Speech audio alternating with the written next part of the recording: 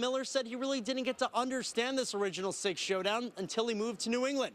To see where they've come, the pitching's been great, they're healthy, they're hitting again. I think people are very excited. I believe, Mike, and I think about a couple hundred people behind me at City Hall Park believe too. The U.S. and Belgium just about 90 minutes into their knockout game. High fives for Derek Jeter. Anyone? High fives for DJ. I could probably cut through this thing in about 10 minutes.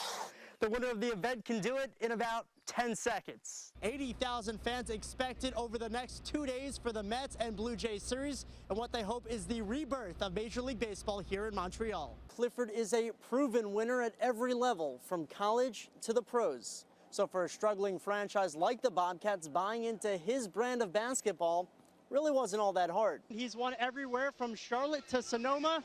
Tonight he's going to try and tackle Barrie, Vermont. Big night here at Thunder Road. We're going to bring in a NASCAR superstar and a pretty good one too. Clint Boyer driving the 15 car tonight. In the 80s and 90s, these were some of the hottest tickets to get in all of baseball.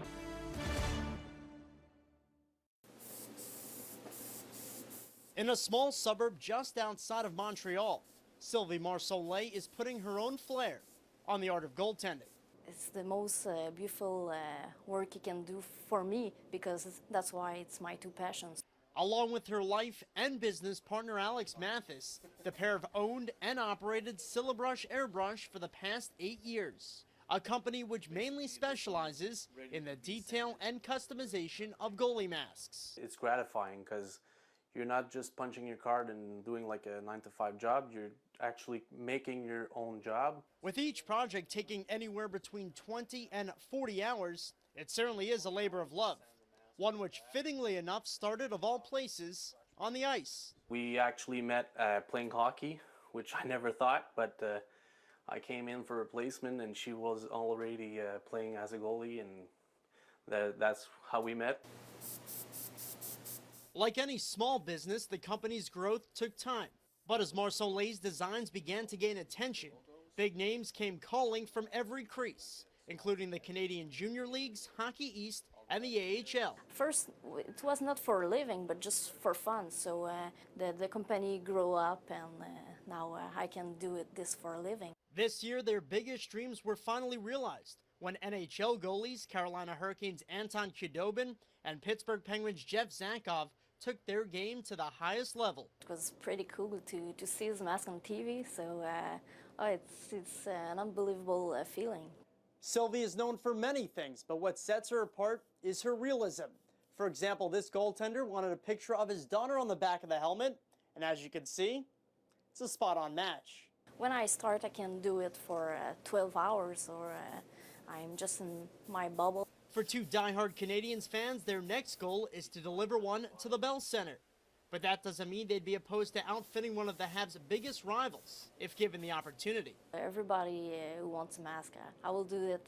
And if it's for a Bruins, I will cheer for the Bruins. If life's truest design is to do what you love and love what you do, then these two are certainly doing that, with style. In Saint-Marc, Sous-le-Lac, Quebec, Dylan Scott, Channel 3, Spotlight on Sports. The spring championship season is officially here in Vermont.